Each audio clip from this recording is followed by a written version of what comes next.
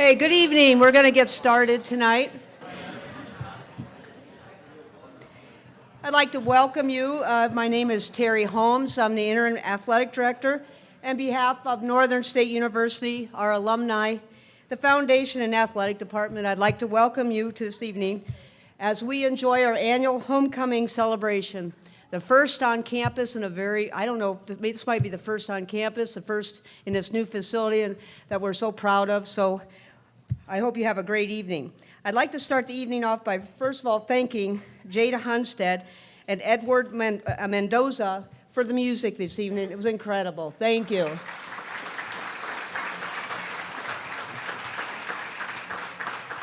Jada's from Aberdeen and is currently a sophomore majoring in music.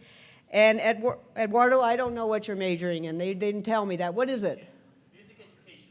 Okay, you're going to be a great music teacher, I could tell. Thank you. This time, I'd like to introduce our master's ceremony, our president, Dr. Neil Schnorr.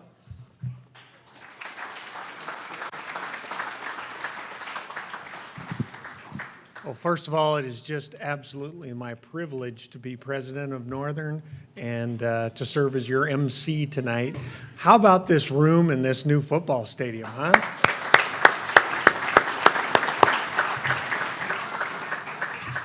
Not only do we have a talented group of folks to be inducted tonight, but if you read the program and look around the room, you may recognize a number of previous Hall of Fame inductees. If we have any former inductees joining us tonight, would you please stand so we can recognize you? Wow.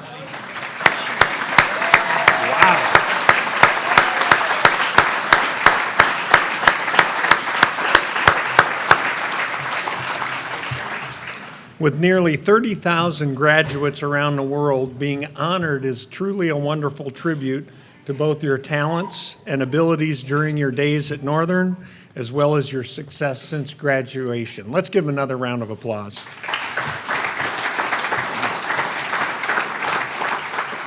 Just so we know the pecking order in the room tonight, as president, I get the honor of introducing royalty. That doesn't happen very often.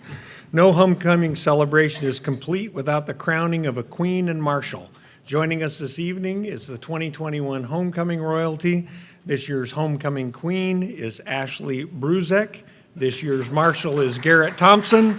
Let's give them a warm round of applause.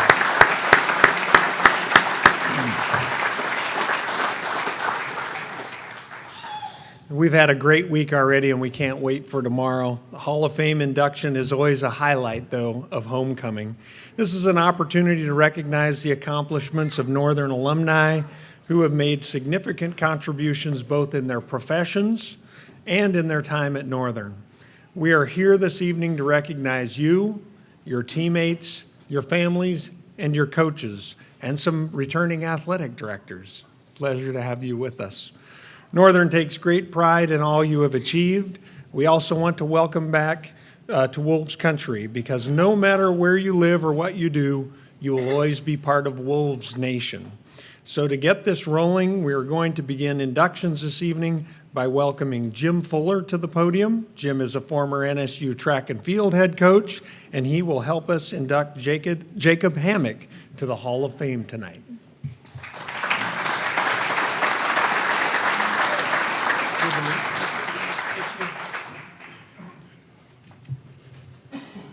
Thank you, Dr. Schnorr. The first Hall of Fame inductee this evening is Jake Hammack. You're going to hear, I think, about all his accomplishments, and you can read them all in the program. He was the most decorated track athlete at Northern through when I coached. Won more conference championships and all conference awards than any other athlete we'd ever had. I first had my impressions of Jake were made when he was at the state track meet running 300 hurdles. And I was standing with Paula Kruger, his aunt, and Jake was running the prelims. And there's 8 hurdles in the 300 hurdles, and he was doing great through 7 until number 8, and he crashed over number 8, and Paula yelled, "Get up!" And he kind of rolled through the finish line, good enough to qualify for the final. of which the next day he went out and did not crash over the 8th hurdle and was second place. Jake was probably, if not the most competitive, equally to any athlete I ever coached, most competitive athlete I've ever had. One of my good friends in coaching is Craig Hogan from Bemidji State. And at Bemidji, we had taken us years to get over the hump of beating Minnesota Duluth at the conference meet. And Bemidji was doing the same thing at the same time, and we had some great meets with them. And Craig said, Jake Hammack is worth 2 team places. That's how important he was to our squad. He took us from 3rd to 1st, and was truly, just did it by himself in some instances. The year we made it over the hump the first time was in that era was 2005, and Jake was a freshman. Just a truly competitive, outstanding person. Never saw him ever once want the honor, get in the limelight or anything like that. It was always just go do your job. And he always did his job every single time. Please help me in welcoming Jake Hammack to the podium. Jacob Hammack graduated in 2009 with a BA in political science and later earned an MSCD in health, physical education, and coaching. Hammack was a member of the NSU track and field team from 2005 to 2008. He is the current NSU and state collegiate record holder in the 400-meter hurdles, part of the current NSU shuttle hurdle relay record team, and current Sioux City Relay's 400-meter hurdles record holder. Hammack hit the Olympic B standard qualifying time twice for the 400-meter hurdles. He is a 4-time All-American in the 400 and 60-meter hurdles, placing as high as 3rd in the 400-meter distance in 2008. In addition, Hammack is a 2-time USTF CCCA All-Academic recipient in 2006 and 2008, and 5-time NSIC Male Track MVP. He is a 14-time NSIC champion and is also a 3-time NSIC champion high point scorer. He was the 2005 NSU Track and Field Outstanding Freshman, 2006, 2007, and 2008 NSU Track and Field MVP, and a member of the 2005 NSIC Indoor Men's Conference Championship team. Congratulations to Hall of Famer Jacob Hammack.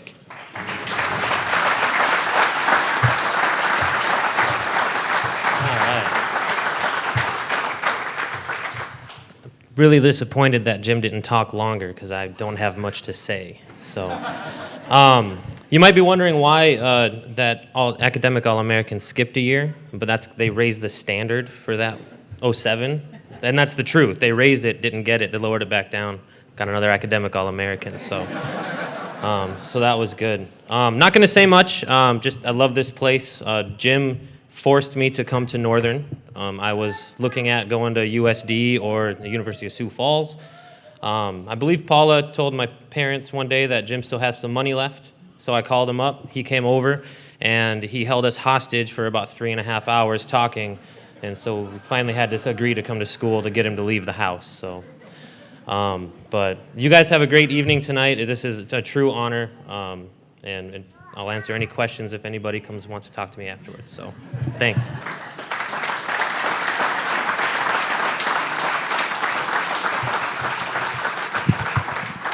Thank you, Jake. Congratulations. I do remember you competing, and it was just fun. You were fun to watch.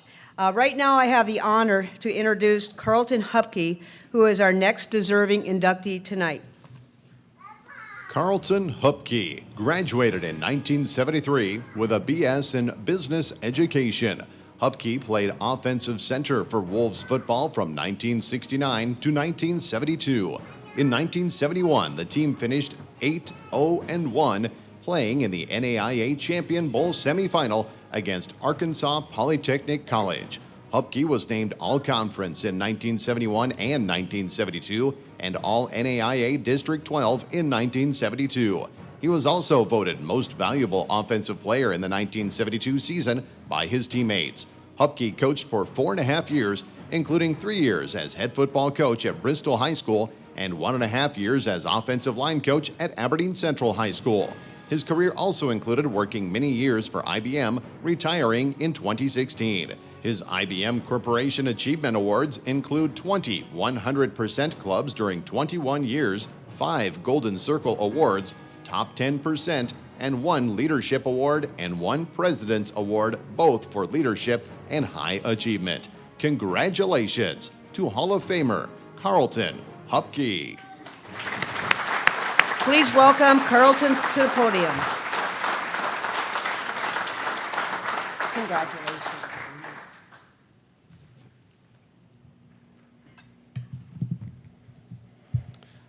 Well, thank you. I had to sit down and watch it. I wasn't sure what they were going to show there. I hadn't seen it before. It's really great to be here tonight, and it's a great honor for me in this great facility. I wish we would have had that when we played, but that was 50 years ago. You know, we were at Simmons Junior High at that time. So,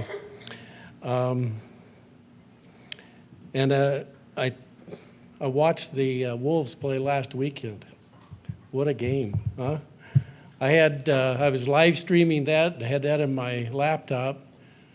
I was listening to that, and I had Nebraska game on the other TV on mute, and I got to see 2 great games, but the best team won at the first game. I'm getting a little tired of hearing how Sioux Falls was kicking Northern all the time. So that was a great game last week. Certainly I'd like to congratulate my fellow inductees, Jacob, Adam, Amanda, Kevin, Brenda, and Jim. It's a great honor to be with this class. You know, I've had a few friends call me over here for the last few months, and they said, congratulations, again. You know, it's taken us 2 years to get in here. You know, some of my friends think we're kind of milking this process to make it last as long as we can. Let's see here. You know, one of the things that, you know, was 50 years ago when we played Mankato, and I know it's probably not as a big a deal now, is because guys play Mankato every year, but when we played them, we were an NAI team. Mankato was a Division II team, and you know, they were in the NCC conference, and they dropped out in 70 and 71, and we played in 71, and then in 72 they went back in it. So that was a big challenge for us. And those of us that were here that saw the game, and we scored on the last play of the game. Pretty exciting ball game. Probably the largest crowd that Simmons Stadium ever had there. And you know, we've had a lot of fun talking about that.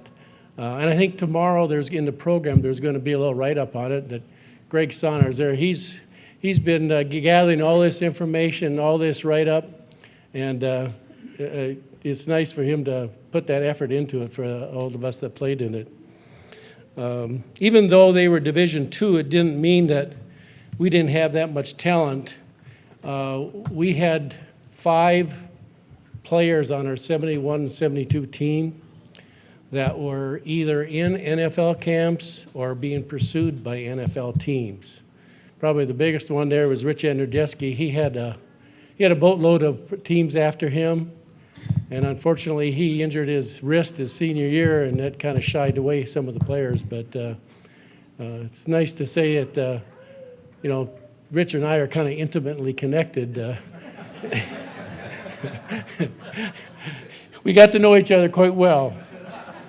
You know, then in our 69 team, we were inducted in there, and that's when Joe Kramer, Leon Bresky, and I, we were all freshmen, and Rich, we were freshmen on that team. So we didn't contribute a lot, right? I mean, we didn't see much time that year. We had a great group of seniors that year. But what our freshman team and sophomore class told the seniors, we said, you know what? You guys have to scrimmage us all week long. So when you guys play those games on Saturdays, those are easy compared to practice. Now, I don't know if they believed us or not, but that's what we told them. Had a pretty good run here. The 4 years that we were here, our record was 31-6-1 in 4 seasons, and had one loss in the playoff with Arkansas Tech when we were juniors. So it was a good run, had fun.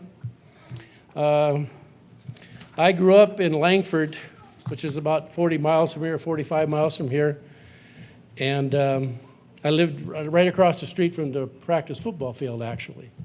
So probably from the 7th grade on, I spent a lot of time over there after school. I could beat the bus home. I lived on the edge of town. We were actually outside the city limits, so I got to ride the bus. But I could usually beat the bus home and go out to the practice field, and then I'd watch a lot of the practices, and I kind of paid attention to what was being taught to the linemen. So I was pretty prepared, or I wanted to play right away when I was a freshman. Well, when I was a freshman, Roger Larson was a 210-pound senior, great running back for Langford, and he's headed to Northern.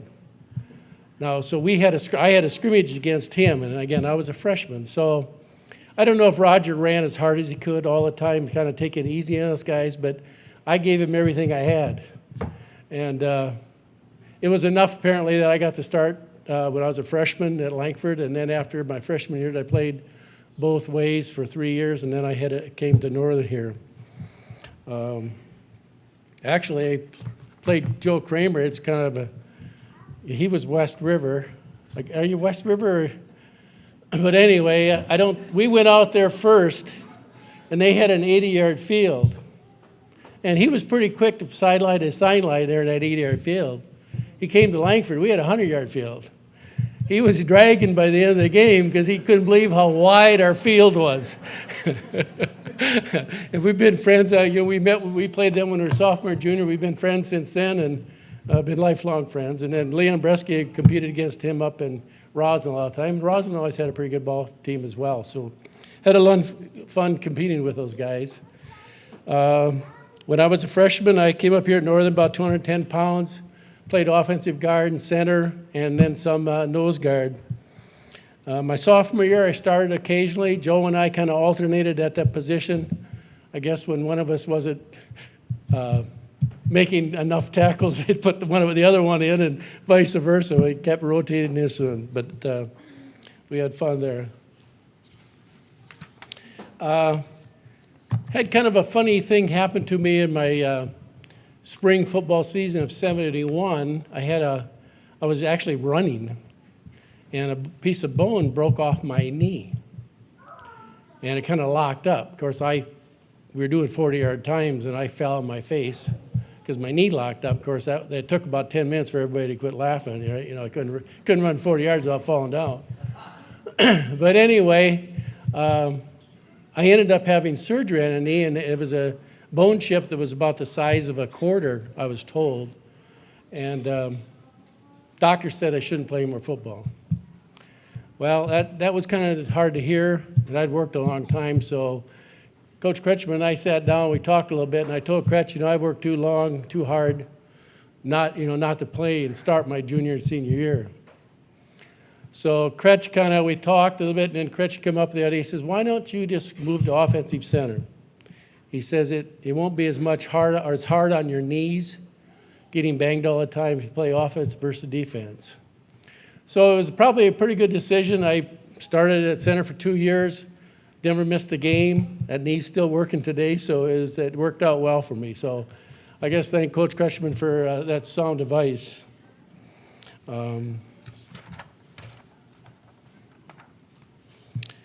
One of the things about offensive linemen, we don't, it's hard to get recognized, during games and that.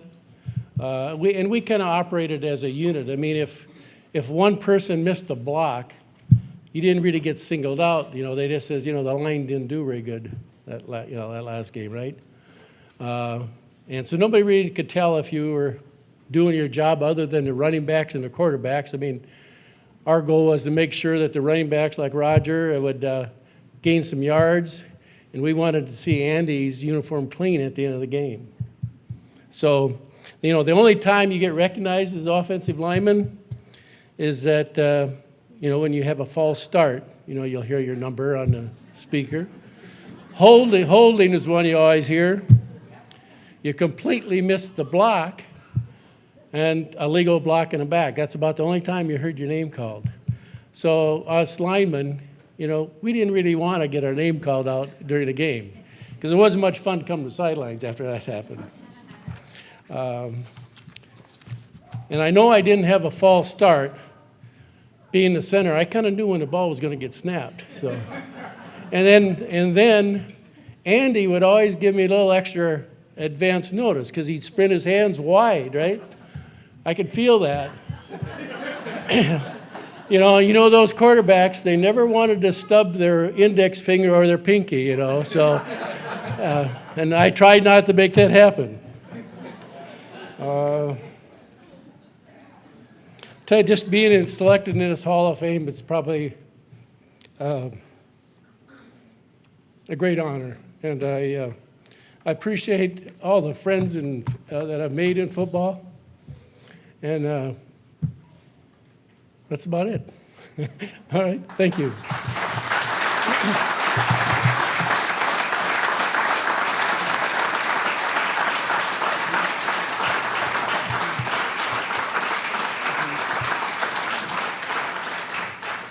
Congratulations. At this time, I would like to introduce Brenda Fuller. Brenda is our former NSU track and field head assistant coach, and she was also our business manager. And she will help induct Amanda Madden Mulkey to the Hall of Fame this year. Please welcome me in joining Brenda Fuller.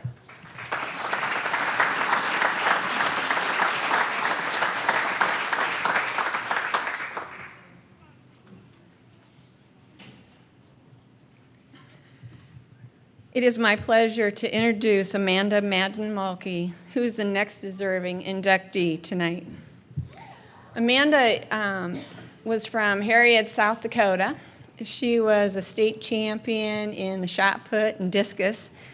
But what impressed me the most about her athleticism was she ran on the 4x400 meter relay at the end of the meet. That really impressed me. And so when she came to Northern, we were very excited to have her. And prior to that, of course, she had never thrown the weight or the hammer because that's not a high school event. So we also changed her from gliding in the shot put to rotating, trying to maximize her athleticism because she was a very good discus thrower. So we tried to switch her as well in the shot put. Because she was so goal-oriented and she worked so hard, she successfully qualified for the indoor national meet as a sophomore and placed 7th, which is a pretty good achievement. Going to the national meet your very first time usually is just a learning experience for you. You're not expecting to place, but Amanda placed that first year, and so that was quite an accomplishment. Her quiet confidence grew and grew over the years, and by the time she was a senior, she dominated the national championships, winning the indoor weight throw in Albuquerque and the outdoor national meet in Charlotte, North Carolina. A couple things about Amanda. She is an awesome artist, and she brought some great sense of humor and fun to practice every day. And I wanted to share one story with you. I had to ask her today as we were walking around. I couldn't quite remember the story in detail, but I remembered there was a story about a toilet.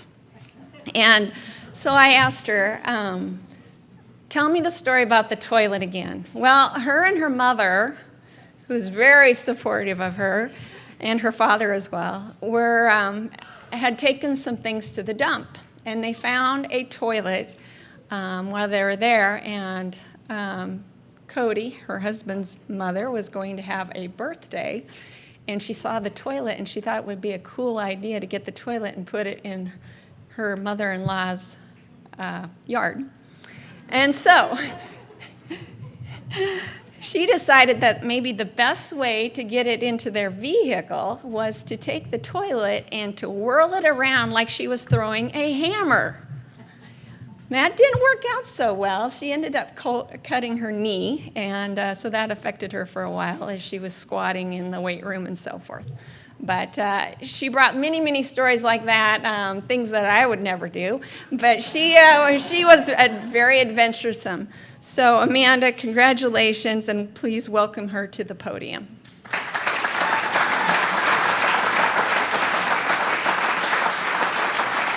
Amanda Madden Mulkey graduated in 2010 with a BA in art with specializations in multimedia graphic design and advertising design.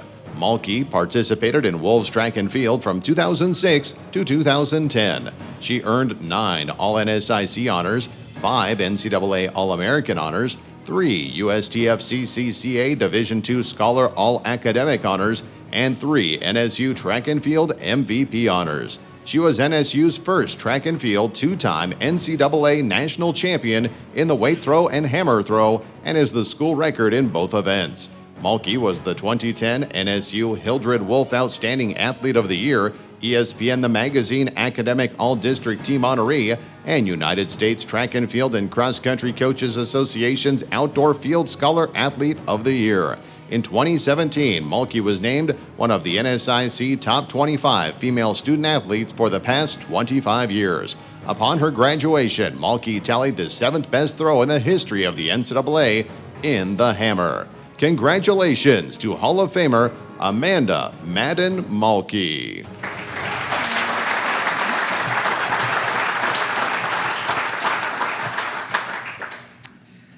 It's an honor to be inducted into the Northern Hall of Fame, but what makes it even more significant is to be inducted with the coaches that had committed their time and leadership to me while I was a student athlete here.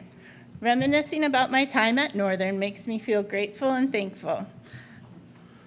And this is our 4th generation Northern grad. I would like to thank Brenda for believing in my abilities and pushing me out of my comfort zone. I felt she knew what I was capable of. I felt she knew what I was capable of and expected the performance. There was never a hesitation on the expectations I put on myself or she placed on me. To experience a coach who undoubtedly believes you can attain your goals you write down is a priceless feeling and something I am grateful for. Even though she isn't here today, I would like to thank Mariah Monge. She was a huge reason for all of my successes.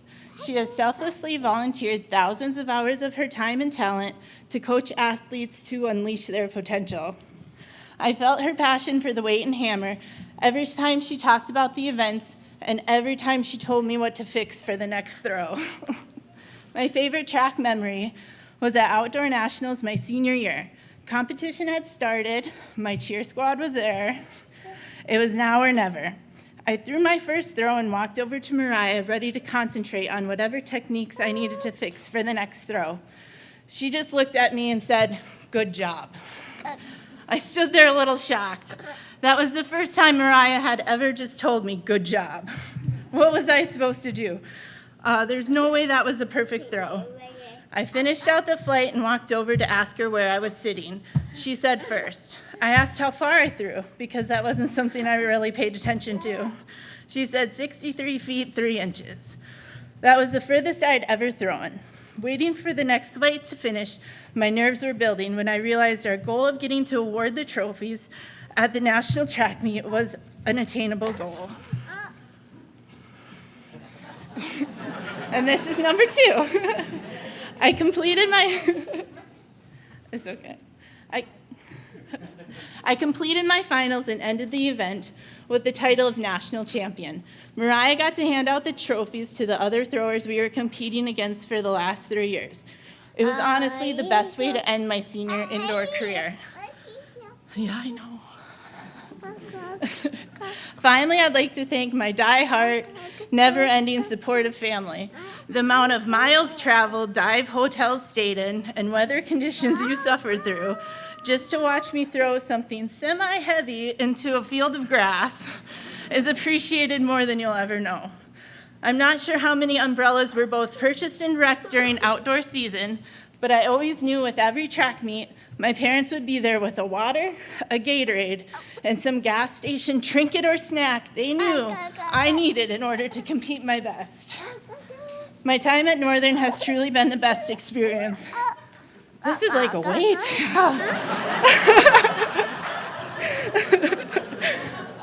It was the best experience I ever could have imagined. I had the best professors and got a great education. My coaches were not only attentive to me as an athlete, but also as a student in person. It's an honor to be inducted into the Northern Hall of Fame. Thank you.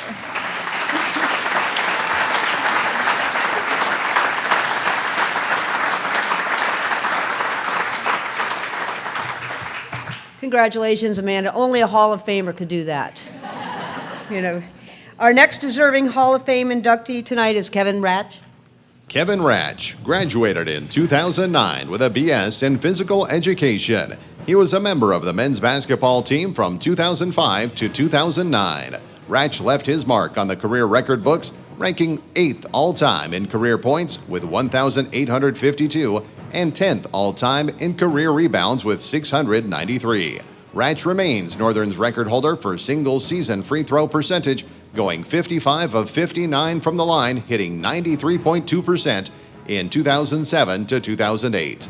In addition, he ranks in the top 5 all-time in career free throw percentage and three-point field goal percentage, and top 10 in field goal percentage. Ratch was a 3-time NSIC All-Conference selection and the 2008-2009 Northern Sun Offensive Player of the Year. He earned NCAA All-American status in his senior season and was honored as the Northern State Clark Swisher recipient. Congratulations to Hall of Famer Kevin Ratch.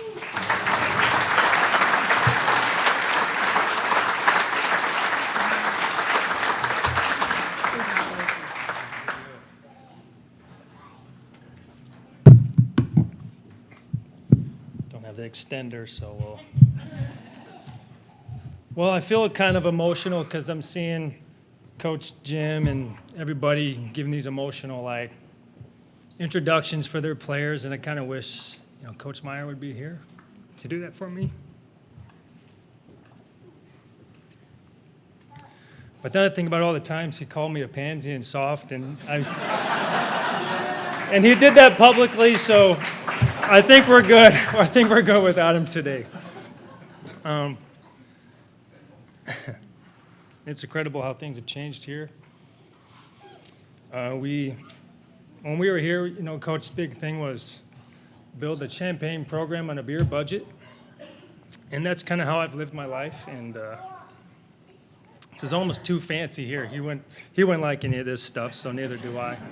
So I definitely didn't need any of this. But him and I are cut from the same cloth. We have a lot of the same quirks and a lot.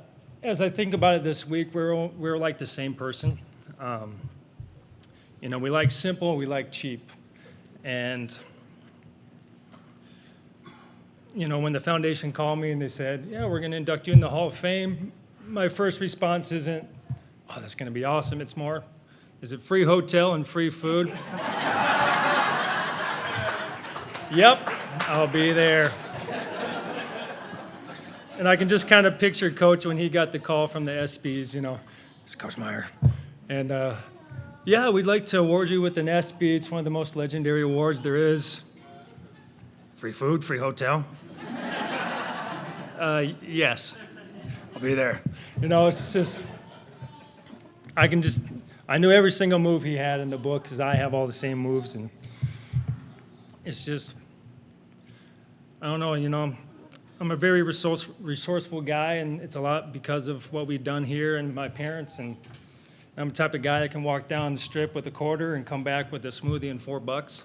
And he was the same. He lived out of his car and was in the gym all day, all night. And again, we have so many similarities. I think back, we're both lefties. We're both had a wicked curveball. Both have smoking hot wives, and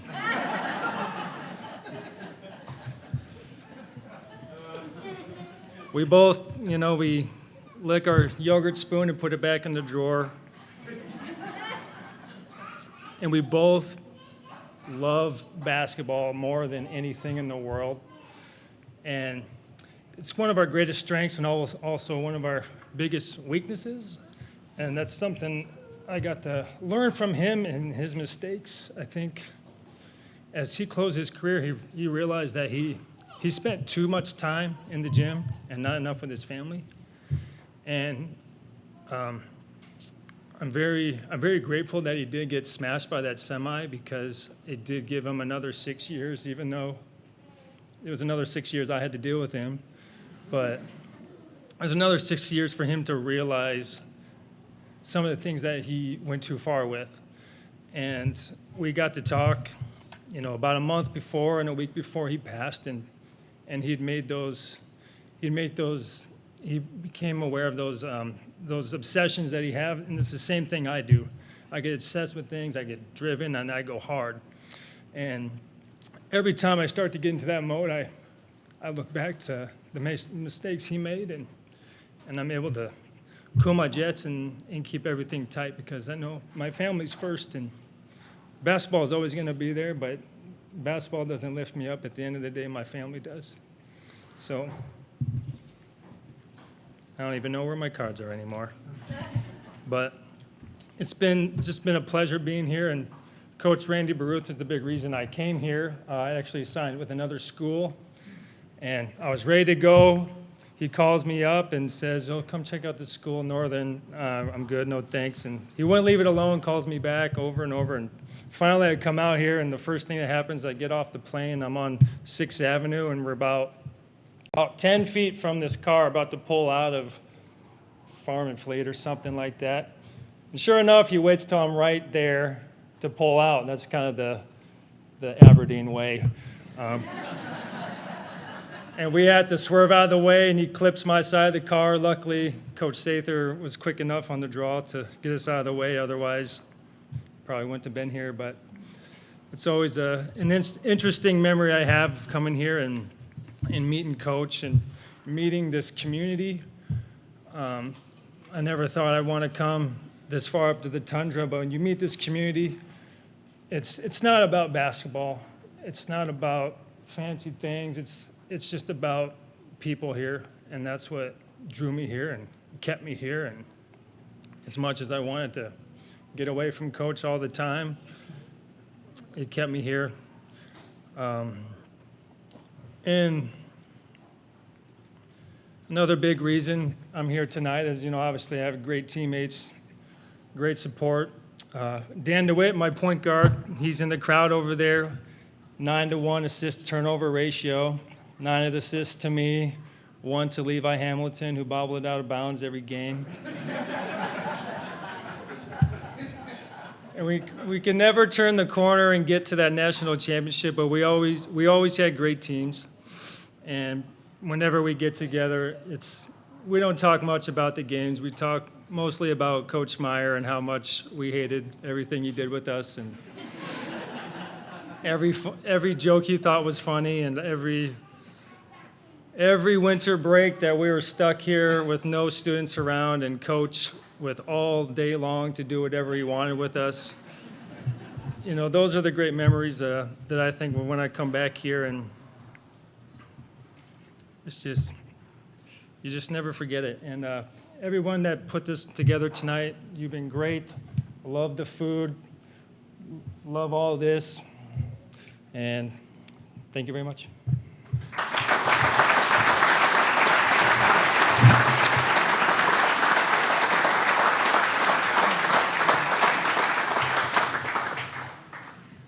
Congratulations, Kevin. Right now, we're at a little bit of a detour. We're going to go ahead and show our video. Our next award is our Kretschmann Coaching recipients. We'll show the video, and then Lynn Dingman, our head track coach, will come up and present. Brenda and Jim Fuller coached at Northern State University for 24 years, coaching several championship teams and All-American student athletes.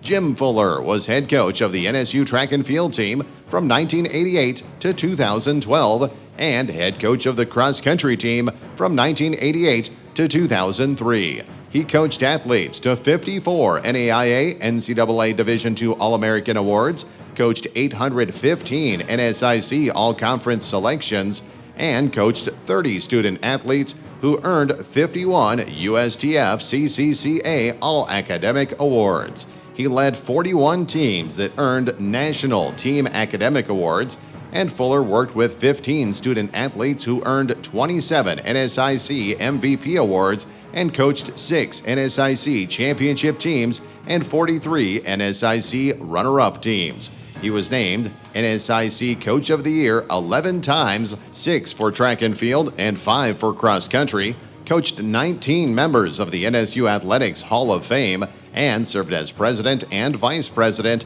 of the NCAA Division II Cross Country Coaches Association. Brenda Fuller was the head assistant coach for NSU track and field from 1988 to 2012.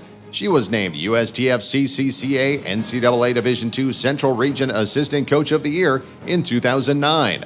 Fuller directed student athletes to 12 NAIA NCAA Division II All-American Honors, 23 NAIA NCAA Division II USTF CCCA All-Academic Awards, and 4 NSIC MVP Awards. In addition, her student athletes won 74 NSIC championships in the shot put, discus, javelin, and the hammer weight throw. She coached 5 NSU Hall of Fame members and was a clinician for both the South Dakota High School Activities Association and Nebraska High School Activities Association. Congratulations to Hall of Famers Brenda and Jim Fuller.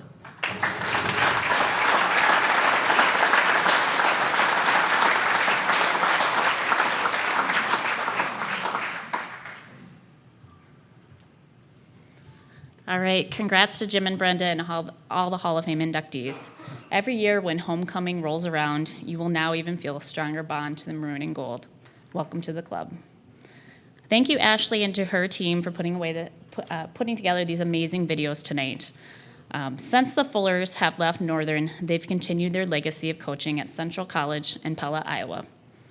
Brenda has coached 7 American River Conference champions in the javelin and 2 school records. Jim has been honored as the USTF CCCA Division III National Assistant Coach of the Year for Indoor 2018, and then also the Region Assistant Coach of the Year for 2018 and then 2019 as well. He coached 2 athletes to 5 NCAA Division III titles in the heptathlon and decathlon. Plus, I'm sure many conference champs, all-conference performers, national qualifiers, and many more to follow. 24 years of coaching at Northern. For anyone in the room who didn't know Coach Fuller back in the day, Coach, you were a true trendsetter. A man before your time. You walked the halls, and honestly, you would see Coach Fuller in the grays, or we call them the Fullers. The infamous gray joggers. Pretty much the whole team had them as well, but Coach, I think you wore them the best. And really today, when you look, I mean, joggers, that's all anybody's wearing now, so who knew? But as you guys watched those pictures too, you know, the other thing a lot of Coach sported for many years was the mustache, so I don't know, it might be coming back, so. But Jim and Brenda, I simply don't know how you guys did it. Jim, you taught a full load of classes, and then also director of the wellness program at Northern. Brenda, you were the accounting wizard of the athletic department, and you made it look really easy. And I'd also like to mention you guys had 3 kids, including a set of twins. That couldn't have been easy. You led a successful track and field cross-country program for 24 years. Simply amazing. Each and every one of your athletes have their own story on how they got to Northern. For me, you convinced a girl out of Iowa who was a sprinter high jumper to come to Aberdeen. You were very honest with me, Coach. You basically told me, it's really cold up here and it snows a ton. And honestly, after my first phone call, Coach, I thought you were trying to talk me out of coming, so. But you were right, you were honest. My freshman year, we had the blizzard of '96, and I'm pretty sure school was shut down for like a week straight, so very honest. For me, I had the privilege of working with both Jim and Brenda. I came to college and Coach had the grand idea, you're gonna be a multi. And honestly, I had no idea what that was. So But Brenda, you kind of had the impossible task. You had to make a thrower out of a sprinter. And honestly, that was probably really tough for you. It literally took me about 20 years to learn how to use my legs when I throw. So I still don't know if I do it right. So, and Jim, also the impossible task, making a hurdler out of a sprinter. I had never hurdled till I came to college. So that was not an easy task. But every good hurdle coach will tell you it's rare if you don't have at least one big fall throughout your career. For me, I had 2 of them. My last one was at the NSIC conference final my senior year. It was Duluth, and of course it was cold, windy, and rainy. Coach, you were there to scrape me off the track and then help me get ready mentally for my next race, which was in about 10 minutes. But life is full of many hurdles, and you two helped many of us navigate through life on and off the track. Not only did you supply us with good, solid coaching, but you were amazing role models centered by faith and family. 24 years of guiding, leading the way, developing young men and women into what they are today. And we simply can't thank you guys enough for that. So congrats, Jim and Brenda.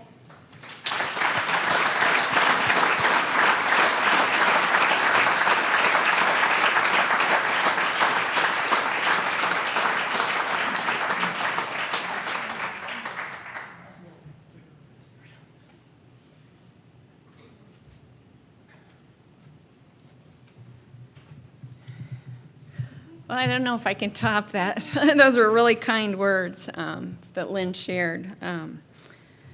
But traveling yesterday on Highway 12 brought me back to a day in July of 1988 when we were driving.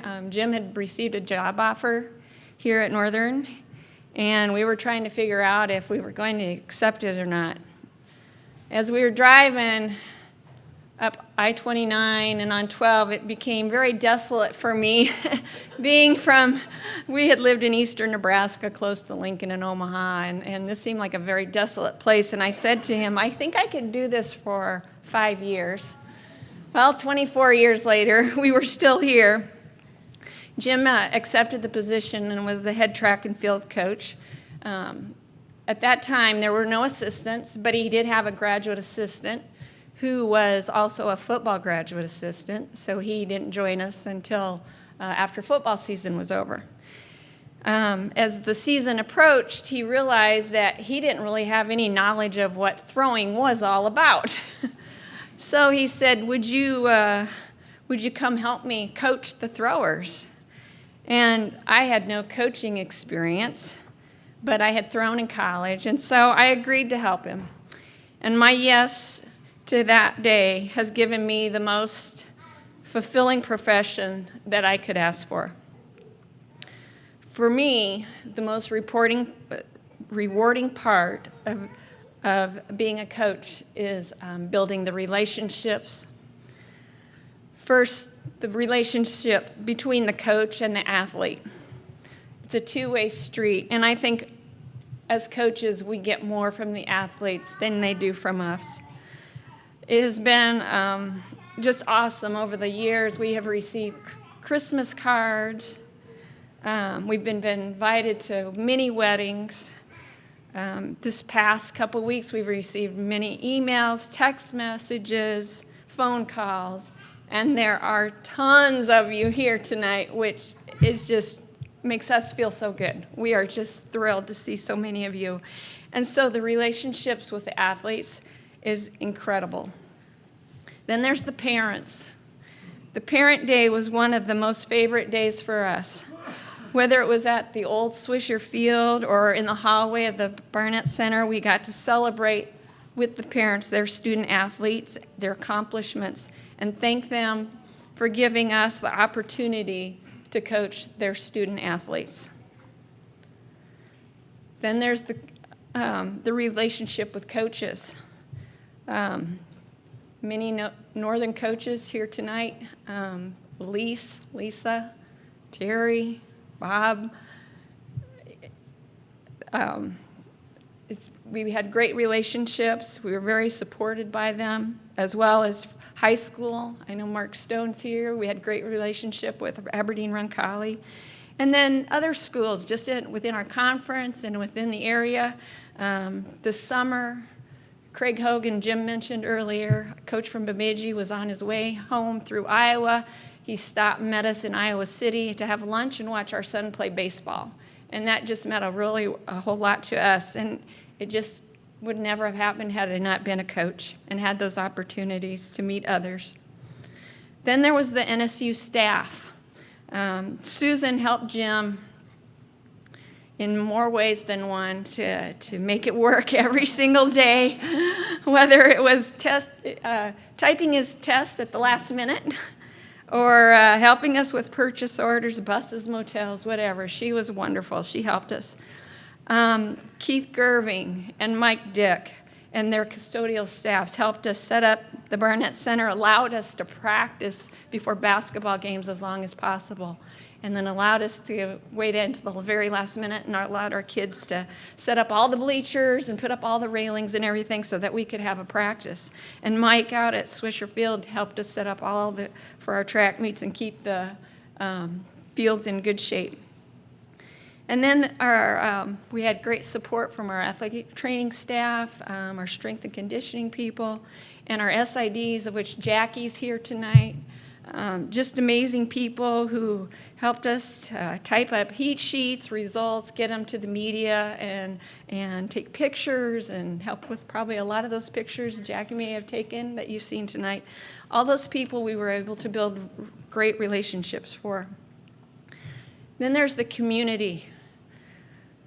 Aberdeen News, John Pappendick, John Davis, Dave Vilhauer, Jackie, Deb Smith, Gene Rich on the radio.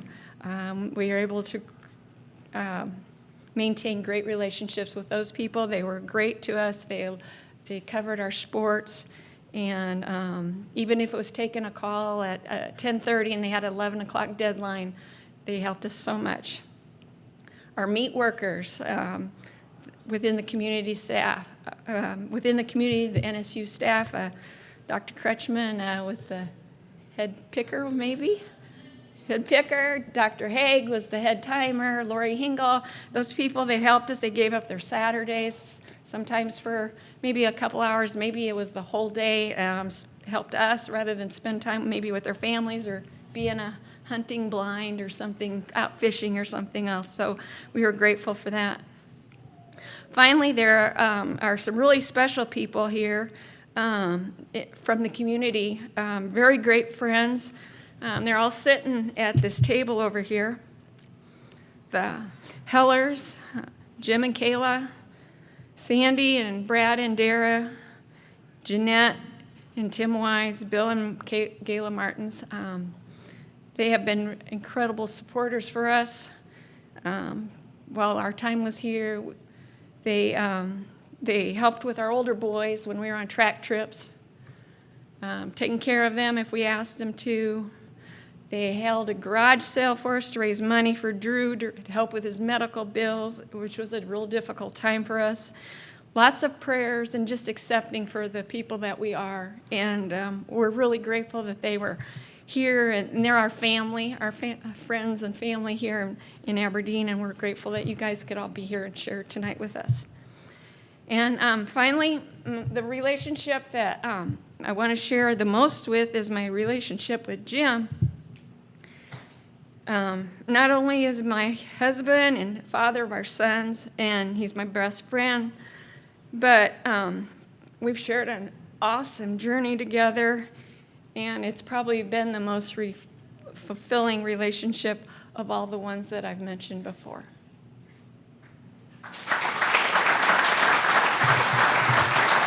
You're good? Okay.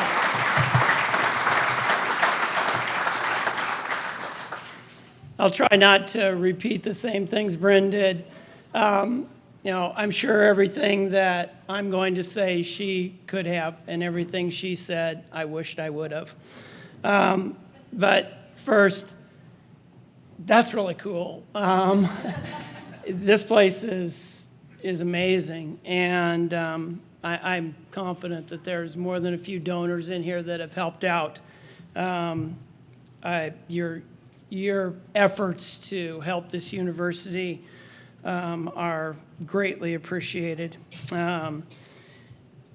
There's so many people that support you when you're a coach and help you. But for us, first and foremost, is our parents. And I'm sure that they're incredibly disappointed that they're not here tonight. But our folks are a little older, and Denver, Colorado, and Imperial, Nebraska are a long ways away. So they'll get to see this. But they were all in education. You had a football track coach for 37 years, a guidance counselor for 45 years, a school nurse for 30 years, and a teacher, special ed, right? Special ed teacher for many years. Our background is grounded in our parents. They've been married for over 55 years, both couples. We got a ways to go. We're at 30 what? 37. Yeah, well. You seen those commercials where they say you're becoming your parents and okay, all right. But our parents were great. And, you know, my dad was a guidance counselor. I listened every single day to him about talking to people and working with people and developing relationships. And it rubbed off.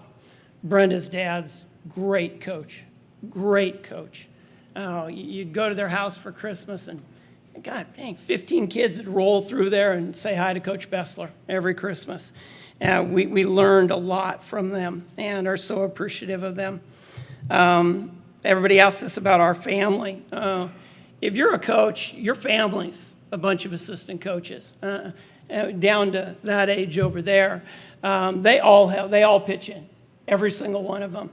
Our twin sons, Tyler. Tyler is in the third year of doctoral fellowship at Boston University, earning his PhD. We're incredibly proud of him. He's put in the work. Lived in a grass hut in Fiji, worked for the Peace Corps for 3 years, 2 master's degrees at Emory University. And Ty will see this, but it's just a hard time for him to be gone. He just can't really make it right now. Aaron kind of went more my job. Aaron's married, has 2 daughters, Madison and Mackenzie, so Grandma over here thinks that's a great deal. Aaron finished at Central College, took a graduate assistantship at Fort Hays State, went to Morningside for a couple of years, then coached at our alma mater at Doane, and had a great job. And he called me and said, you know, the head track job's open at Simpson College, and what do you think? And I said, well, apply. He said, you're not going to get it, but go ahead, just apply. Aaron's the head track coach at Simpson College. And Drew, so Drew was just starting to make his way around this building when we left. He was 5 years old then, 4 years old. Drew's a 9th grader now, 15 years old. And the people that are close to us know how difficult it was for Drew to even start in this world. His odds were not in his favor that day, but God had a plan for Drew, and he made it through Mayo Clinic, and he made it back here, and with one great weekend from those ladies that saved my wife's life in Rochester and got her away from the hospital for a while.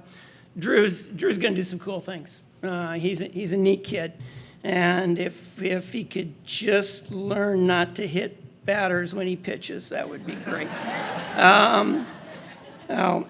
So you're supported by your family. They give up a lot, but they also get a lot. And I think all coaches would tell you that. You're supported from the people around you. So I go into Dr. Kretschmann's office, and I got this great idea. Man, I don't know what it is. And he says, now, you did check with Brenda about this idea, right? You sure she's on board? No, and he goes, check with the head coach and come back to me. All right? Now, Dr. Kretschmann told me literally the first year here, he said, they will never respect you on the track if they don't respect you in the classroom. And I took that to heart. I've always done a good job, to the best of my ability, in the classroom. And when I left here, I was the only head coach that was still teaching, and I'm proud of that. And I'm still proud of the fact that, that I spend a fair amount of time in the classroom, and I enjoy that. And Kretsch, you said to me more than once that it was a marathon, not a sprint. I think you thought I was taking it out a little bit hard. I still got a few years left. I'm going to make that marathon. Ole, you have the kindest heart of anybody I know. You are passionate and emotional, and you taught me to take that to my team. Don't be dry. Show what you feel. Show that you care. I am grateful for that. Along with a little weed eating job that you did while we were at the hospital. Hummel, I believe, told me about this. Bob, we lived right up the road here, and behind our house was the old railroad tracks, and the weeds got, I don't know, about yay high from what I heard. We were gone, and we were at the hospital with the boys, and Ole takes a weed eater, goes, I said he was just covered in it. And when you never thought I was listening, I always fertilize on the holidays, okay? Bill Haig was a great teacher here, and taught me the importance of being a good professor. He was our head timer for every meet, every single meet I put on over 24 years. I'm grateful for that. Dr. Kretschmann, Dr. Milslegel, Dr. Sorge hired me. They shouldn't have. I had very little experience. I prayed that there was no pole vaulters when I came. I prayed to God, do not have a pole vaulter on this team, because I don't even know which end of the pole to hold on to. It was not my area. And it's my favorite area now. My son, Aaron, won 2 state championships at Aberdeen Roncalli. And I've got, there's pole vaulters in this room right now. And they know that I love it. But I wouldn't qualify for the job. I think that probably Coach Biley and some faith on their part got us the job. And you got here, and the first thing you realized is that there was these 2 guys named Walks and Swisher, and everybody talked about them, everybody. And you think, man, I'm going to live up to these guys. I mean, the tradition of coaches at this university is unmatched. You think of what they've done over the years, it's truly remarkable. And the other coaches that are with them, Hummels and Milslegels were the godparents for Aaron and Ty.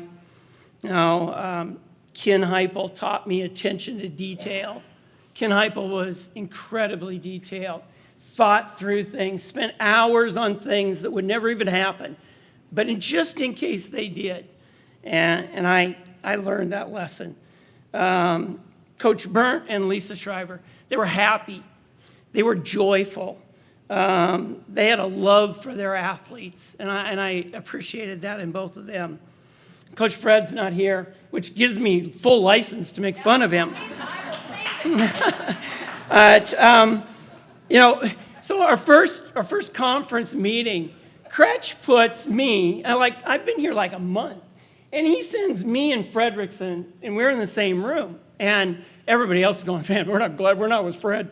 And Fred orders pizza, 10 o'clock at night. Now, honestly, that was a great idea, man. I got a metabolism, I can eat. And you eat pizza with Fred at 11, you are his buddy for a long time. It was great. My first year, Fred comes strolling into my office with that big old grin on his face like he knows something you don't know, which he did. And he said, hey, Jim, how's recruiting going? I had not called one kid, wrote one letter, made one contact, and it was April, okay? No recruiting. I was just getting killed. I'm prepping for kinesiology 30 seconds before class, hoping I can remember which plane of motion that is I was supposed to teach that day. Recruiting was gone. Fred says, I'm going to save your whole recruiting year right here. Hands me a phone number. He says, you call that girl right now. And I said, I'll call her tonight. And he goes, you better. The girl's name was Amy Von Wald. And I called Amy, and she says, well, you know what? I would really like to come to Northern, but I just told the coaches at USD I was going to USD. I said, did you sign anything? She goes, no. She goes, but Coach, I can't go back on my word. And I said, okay. She goes, just out of curiosity, got any scholarships? Well, heck, I haven't recruited anybody. I got all kinds of scholarships. Let's go. And she said, well, I don't think so. Hang up the phone. Phone rings 10 minutes later. It's her dad. Mr. Von Wald says, you want to talk to my daughter? And I said, yep. He says, what time you get up practice tomorrow? I said, 6. He goes, good. It's a 90-minute drive to Hovind. I'll see you at 7:30. And I went over at 7:30, okay? Literally, I don't know how Fred did it, but he saved my 8-time All-American and most decorated athlete. She won 30 all-conference awards. I don't even know how you do 30 events in 4 years in the conference meet. She won that many. But what I really learned from Fred was get your team ready at the right time on the right day to be at their best. He was a master at that. He knew how to manipulate practice, soften practice, lighten up practice. And I always was in awe that his girls were ready to play when it mattered. And I always tried to take that lesson with our track team. Terry, consistency. We weren't here that many years together, but you're always there. You always do the right thing every day. And Coach Meyer. And, Kevin, you're not the only one to learn from Coach Meyer. Bob and I were standing next to each other at the when he was being introduced. And I turned to Ole and I go, why did we hire the old guy? And he goes, you wait. I go, are you sure? And he goes, I'm sure. And not too many people know that we were actually very close friends. The last message I got when I left this town on my phone was from Don Meyer. He taught me to write thank yous and to tell people thank you. He talked about serving your athletes, making sure that it is not coach and athlete, but athlete and coach. And I tried to do that every single day I could. I tried to teach him to drive. He's not very good at it. He bashed Susan's car in the parking lot one time. I came back over to school about 10 o'clock that night with this big poster board, and I ran off all these driving tips from the South Dakota Highway Patrol, and I stuck them all over his office door. And nobody really knew. Don knew. He always knew. But there were other coaches that made a huge impact on us. And I know Coach Biley will never see this because Coach Biley passed away. But Coach Biley was our coach. And God damn it, Jimmy. That phrase still echoes in my head, What the hell are you doing out there? And of course, she was a saint, okay? She did nothing wrong. Every practice on time, does everything great. Coach taught us everything, literally everything. Called him once a week. I called him when we were here, the first year I was here. He started coaching at Doane in 1961. I was born that year. And he literally coached 57 years until he died there. He was an amazing man, and I hope Jan sees this because I want you to know how much Dad meant to us, Jan. Raleigh Greeno. Crutch will remember this, maybe. Crutch says, these are the phone messages you got to return my first day here. The first one's Raleigh Greeno. I call the guy up. And I knew about the Greenos because there's a Woody Greeno at Nebraska. And Coach Biley said, do whatever he tells you to do. And I call him up and he says, I just wanted to let you know what date you're putting on the Rogue Ranger meet. That's my meet. You're not supposed to tell me what date. No, I did. I put it on the date that he said. Think of the other coaches that graduated from here and came through here. Dave Little, Rich Greeno, amazing coaches. Don Larson at NDSU and one of my best friends, Ed Fye at Doane. They were all great, and they taught us a lot. Our Coach Biley told me as he was going into the NAI Hall of Fame, you want to get in the Hall of Fame? Here's how you do it. Get old, okay? Get old, stay at the same school a long time, get great assistant coaches, and some athletes that can do some stuff and get the hell out of everybody else's way. That's how you get in the Hall of Fame. We had great assistant coaches here, really good assistants. So many GAs that were athletes on our teams that just started their coaching careers. And so many of them stuck with it. Heck, Aberdeen Central. I mean, I had lunch with Jimmy Apple today. Jim Apple, Bill Martins, Greg Murley, Jill Hermanson, Charles Hermanson, Michaela Barando.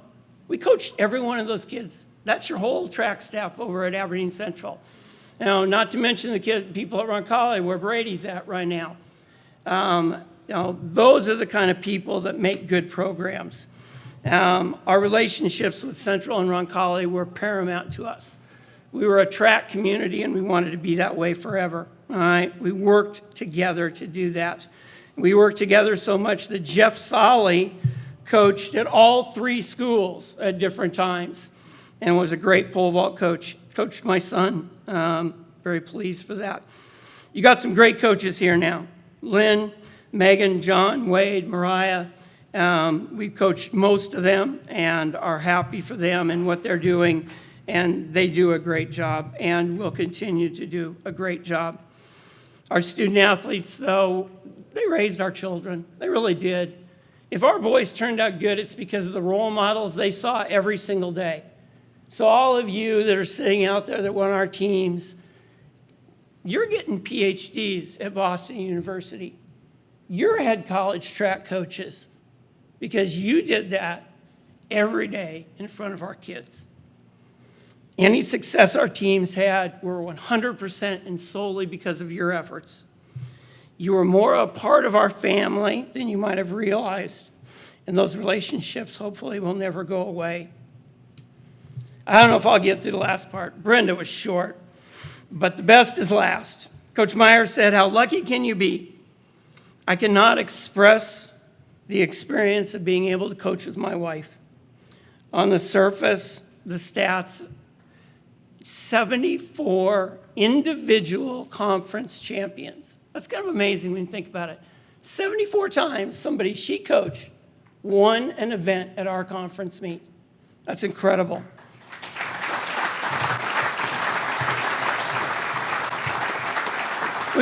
We'd come home from a conference meeting, it's like, man, can't the sprinters and jumpers score any points? We're trying. She coached dominant groups, and it wasn't for 1 year, it was for 24. Doug Coughlin, Tammy Jones, Hall of Fame members were on her very first team, and Yvonne Fries, an NCAA 2 All-American, was on her very last team.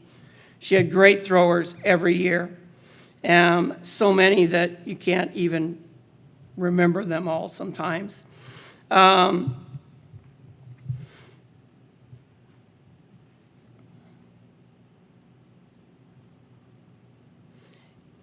But it's her laugh, her giggle that I can hear down in the lower level when she was up top or out in the javelin area now where I'm someplace else, always makes me smile. Her parenting, her consistency, her advice, her counsel. It was always a partnership here. It was never one of us. It was always both of us. Our ADs knew that. Our kids knew that. And that's what made our time here special and always will be.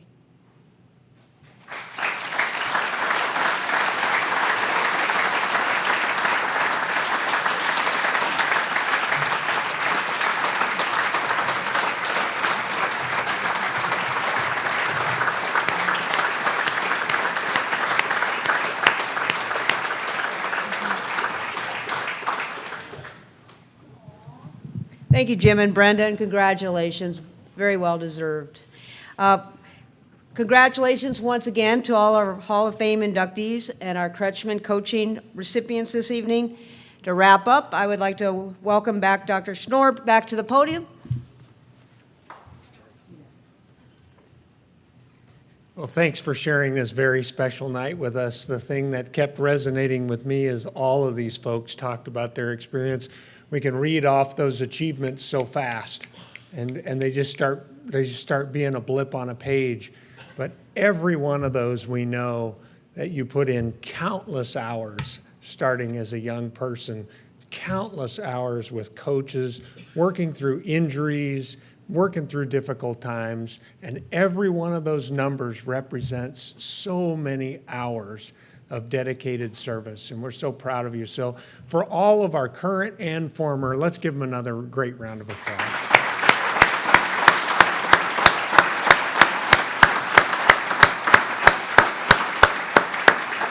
With that, we hope you'll take advantage of the rest of the activities we have. We have a lot of athletic events yet to come. Pop in, even if for a few minutes, support our current students and coaches. They would love to see you there. Thanks for all the tradition you've established. Congratulations to all continued success, and all together, go Wolves!